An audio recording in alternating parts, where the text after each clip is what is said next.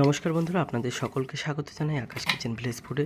তো আজকের রেসিপিতে বানাবো হচ্ছে, প্রথমেই আমি বাজার থেকে কিছুটা ডাটা কিনে নিয়ে এসেছি। তো ডাটাগুলোর গোড়াটা প্রথমে ফেলে দিয়ে খুব সুন্দরভাবে আমি ডাটাগুলো কেটে নেব। ডাটাগুলো আমার সমস্ত কাটা হয়ে গেছে। এবারে আমি বাজার থেকে নিয়ে এসেছি কুমড়ো আর আলু দিয়ে দেবো। আমি একটা আলুটা প্রথমে ছিলে নেব, ছিলে আমি আলুটা কেটে ডুমো ডুমো করে কেটে আলুটা দিয়ে দেবো। আলু এই তরকারিটার ভিতরে দিলে খুবই ভালো লাগে। তো আজকে এরকম একটা নিরামিষ তরকারি বানাবো, খেতে ভালো লাগে যেহেতু। আর উচ্ছেও দিয়ে দেবো। আর এদিকে কুমড়ো নিয়ে এসেছিলাম। কুমড়োটা প্রচণ্ড মিষ্টি, রান্নার পরে যেহেতু ভয়েস দিচ্ছি পরে বলছি। কুমড়োটা প্রচণ্ড মিষ্টি, তো কুমড়োর খোসা শুদ্ধই দেবো। কুমড়োর খোসা শুদ্ধ খেতে কিন্তু খুবই ভালো লাগে, এমনিতে দিলেও ভালো লাগে। আর কুমড়োটা যেহেতু মিষ্টি আর একদম পাকা খোসা শুদ্ধ, আমরা যেমন মেলার সময় এরকম খোসা শুদ্ধ একটা সবজি বানাই কুমড়োর তরকারি, কুমড়ো দিয়ে আলু দিয়ে, তো খেতে খুবই ভালো লাগে। আর কারা কারা ঠাকুরনগর মেলায় আসেন বলবেন। তো এইখানে এবারে আমি আলুগুলো এইভাবে কেটে দিচ্ছি। এবারে উচ্ছেটা আমি বীজগুলো যেহেতু একটু পেকে পেকে গেছে, কেটে মাঝখানে বীজটা একটু ফেলে দেবো, যেহেতু সবজির ভেতরে দিলে ছড়িয়ে যাবে। এমনিতে বীজ ভাল লাগে উচ্ছের, তবুও বের করে দিয়ে আমি দিয়ে দেবো, খেতে ভালো লাগে। তো আমি চপিং বোর্ডটা পরিষ্কার করে নেবো। আর একটা টমেটো ছিল ফ্রিজে অনেক দিন ধরে, সেই টমেটোটাও দিয়ে দেবো। আর কিছুটা বিনস কেটে নেব। তো বন্ধুরা, আমার বিনসগুলো সব কাটা হয়ে গেছে। দেখুন এখানে এই কটা সবজি নিয়েছি। এবার একটা কড়াই বসিয়ে দেবো চুলার উপরে। কড়াইটা গরম হওয়ার জন্য অপেক্ষা করব। কড়াই খুব ভালোভাবে গরম হয়ে গিয়েছে। দিয়ে দেবো সরিষার তেল। তেল গরম হয়ে গেছে, দিয়ে দেবো তেজপাতা, পাঁচফোড়ন আর দুটো শুকনো লঙ্কা। ফোড়নটা খুব ভালোভাবে ভেজে নেব। আর যেহেতু সবজিটার মধ্যে আমি বড়ি দেবো, আর বড়ি আমি আগের থেকে ভেজে নিতে ভুলে গেছি, তো ওই ফোড়নের ভেতরেই আমি একবারে বড়িটা ভেজে নেব। খুব লাল লাল করে ভেজে নেব, যেহেতু বড়ি দিলে এরকম সবজিগুলো খেতে ভালো লাগে, তাই কিছুটা বড়ি দিয়ে দিয়েছি একদম কম পরিমাণে। আপনারা তো জানেনই বড়িগুলো আমাদের বাড়িতে বানানো। তো এবারে বড়িটা ভাজা হয়ে গেছে, কেটে রাখা সবজিটা ধুয়ে নিয়েছি, ধুয়ে আমি দিয়ে দিলাম কড়াইয়ের ভিতরে। এবারে দিয়ে দেবো লবণ 1 চা চামচ, চিনি 1 চা চামচ, জিরা পাউডার, ধনিয়া পাউডার, রেগুলার যেগুলো মশলা সেগুলোই দিয়ে দেবো। একদম কম পরিমাণে তেল দিয়েছি। তো এখানে একটা কুমড়ো কাটা হয়নি ভালো করে, তাই একটু কেটে দিলাম। এবারে কিছুটা পরিমাণে হলুদ দিয়ে দেবো। এবারে খুব ভালোভাবে নাড়িয়ে চাড়িয়ে মিলিয়ে নেব।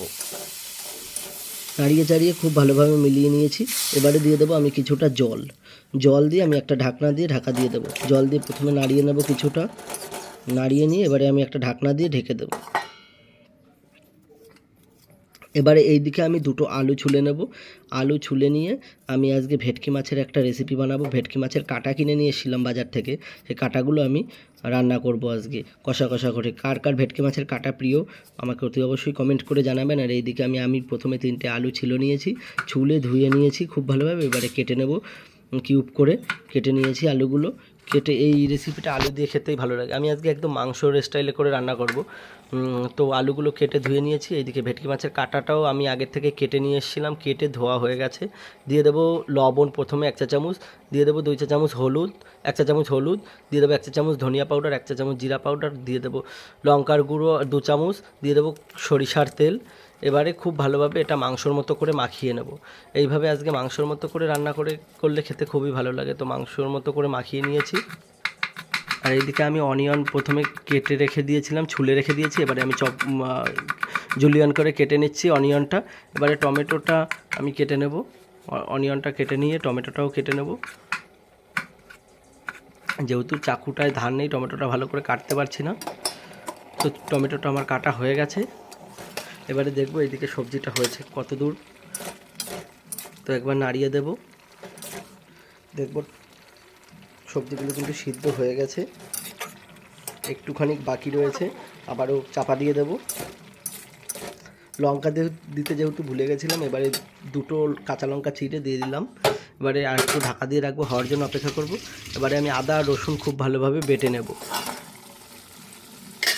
এবারে আর একবার দেখব তরকারিটা হয়ে গেছে। এবারে আমি নামিয়ে নেব তরকারিটা।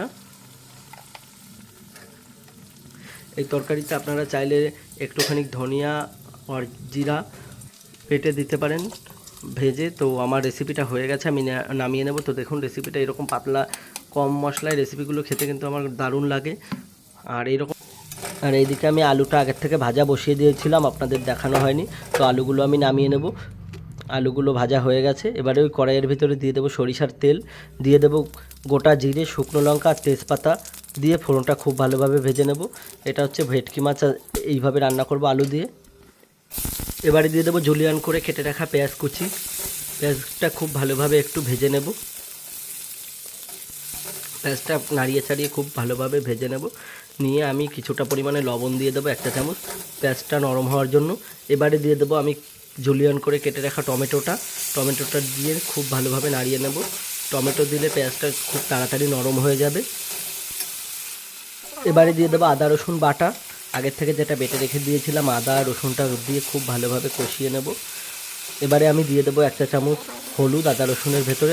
প্রথমে বাটি ধুয়ে জলটা দিয়ে দেবো, তারপরে দিয়ে দেবো 1 চা চামচ হলুদ দিলে পরে যেই আদাটা রসুনটা বাটা দিয়ে দিয়েছি, আদা রসুন বাটাটা তাহলে ছিটে উপরের দিকে চলে আসবে না। তো যাই হোক, খুব ভালোভাবে কষিয়ে নেব তেল ছাড়া অবধি। দেখুন সাইড দিয়ে তেল অনেকটা ছেড়ে দিয়েছে। এবারে আমি কেটে রাখা ম্যারিনেশন করে রাখা যে ভেটকি মাছের কাটাগুলো, সেগুলো আমি দিয়ে দিলাম। দিয়ে খুব ভালোভাবে কষাতে থাকবো, নাড়িয়ে চাড়িয়ে খুব সুন্দরভাবে কষাতে থাকবো। দেখুন কষাতে একটু একটু করে তেল ছাড়তে শুরু করে দিয়েছে। এই পর্যায়ে আমি যে ভেজে রাখা আলুগুলো, সেগুলো আমি দিয়ে দেবো।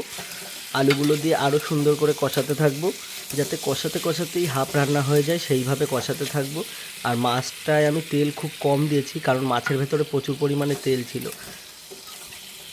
এইবারে ম্যারিনেশন করে রাখা যে গামলাটা, সেইটা দিয়ে আমি একটু সেই গামলাটা ধুয়ে কিছুটা জল দিয়ে দেবো। দেখুন তেল কীভাবে ছেড়ে দিয়েছে, দেখুন তেল কতটা কম পরিমাণে দিয়েছি ভেটকি মাছের ভেতরে। দেখুন কাঁটাগুলো ধুয়ে তেলটা বেরোচ্ছে।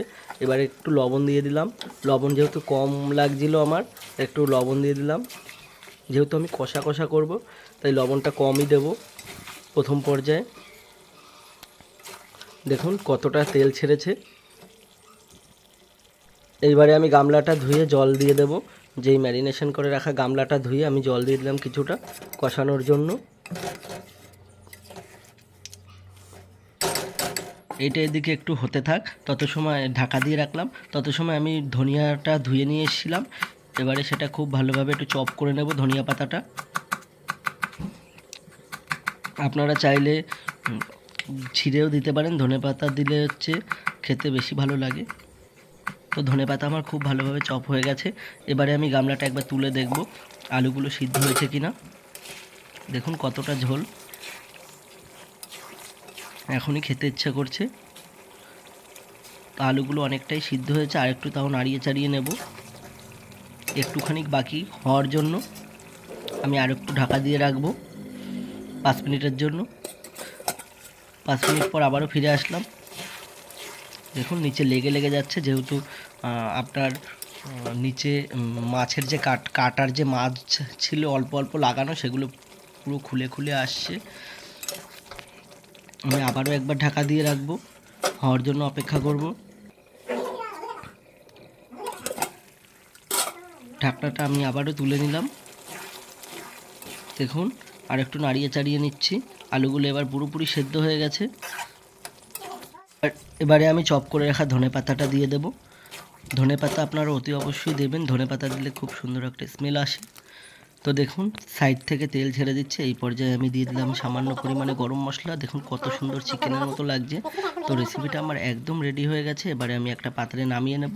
তো বন্ধুরা, রেসিপিটা যদি ভালো লেগে থাকে অতি অবশ্যই আমাকে লাইক করবেন, কমেন্ট করবেন, শেয়ার করবেন, আর সাবস্ক্রাইব করতে একদমই ভুলবেন না। তাহলে আবারও দেখা হবে পরবর্তী একটা ভিডিওতে। ততক্ষণ আপনারা ভালো থাকবেন, সুস্থ থাকবেন। Tata, by.